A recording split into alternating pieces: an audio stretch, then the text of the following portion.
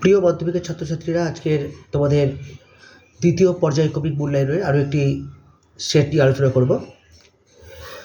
সঠিক উত্তরটি বেছে নিয়ে লেখো 1×8 = 8।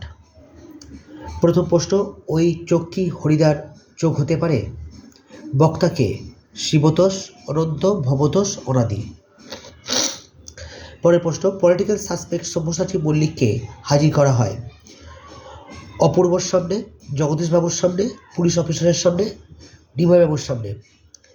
পরের প্রশ্ন, অপূর্বকে লাথি মেরে প্ল্যাটফর্ম থেকে বার করে দিয়েছিল ফিরিঙ্গি ছোড়ারা, রেল পুলিশ, টিকিট পরীক্ষক, স্টেশন মাস্টার। পরের প্রশ্ন, বজ্রশিখার মশাল জেলে কে আসছে? দিগম্বর, শুভঙ্কর, শঙ্কর, ভয়ঙ্কর। পরের প্রশ্ন, হৈমবতী সুতো যথা নাসিদ তারকে। হৈমবতী সুতো বলতে কাকে বোঝায়? ইন্দ্রজিৎকে, রাবণকে, রামকে, কার্তিককে। পরের প্রশ্ন, চন্দ্রের ন্যায় মুখ যার, চন্দ্রমুখী। দৃষ্টান্তটি কোন সমাসের? উপমিত কর্মধারয়, উপমান কর্মধারয়, ব্যাধিকরণ বহুব্রীহি, মধ্য পদলোমী বহুব্রীহি। পরের প্রশ্ন, নিমিত্ত তৎপুরুষের একটি উদাহরণ। মাছ নদী, বেদনাহত, বৃক্ষচ্যুত, কোনটিই নয়। সমাস শব্দটির অর্থ সংক্ষিপ্ত, ব্যাস, সমস্ত, প্রথম। এবারে 2-এর দাগে কম বেশি 20টি শব্দে প্রশ্নের উত্তর দাও। প্রশ্নমান 1 × 9 = 9। আচ্ছা,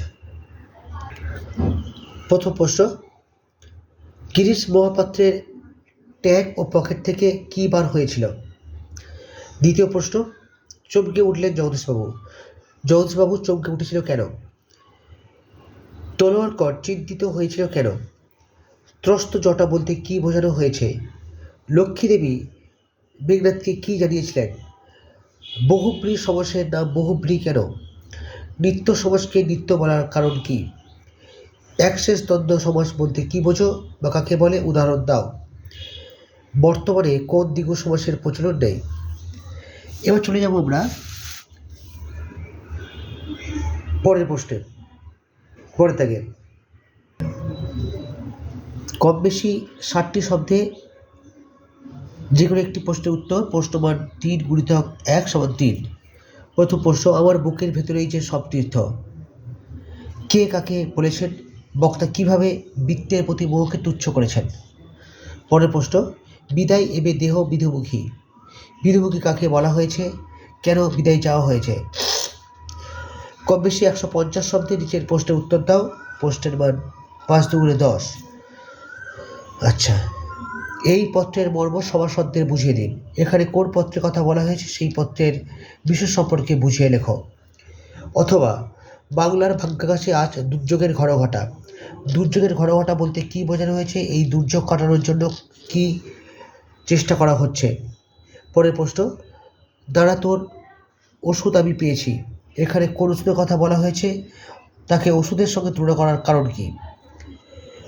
কম্পিটিশনে পড়লে মেয়েটা তো আমার পা ধোয়া জল খাবে। কোন প্রসঙ্গে কার উক্তি? এখানে বক্তার চরিত্রের কোন দিকটি প্রকাশিত হয়েছে? এবার কম বেশি 150 শব্দে একটি প্রশ্নের উত্তর চাওয়া হয়েছে। প্রশ্নের মান 5।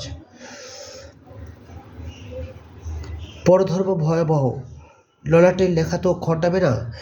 একথা কে কাকে বলেছে? কখন বলেছে? কথাটির মর্মার্থ লেখো। ঘুচাবো এ অপবাদ বধির উপকূলে। অপবাদটি কী ছিল? বক্তা কিভাবে তার রোষ প্রকাশ করেছিল?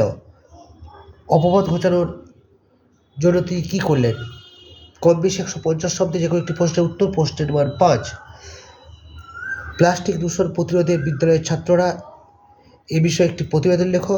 অথবা জল সংরক্ষণ ও আমরা এ বিষয়ে একটি প্রতিবেদন রচনা করো।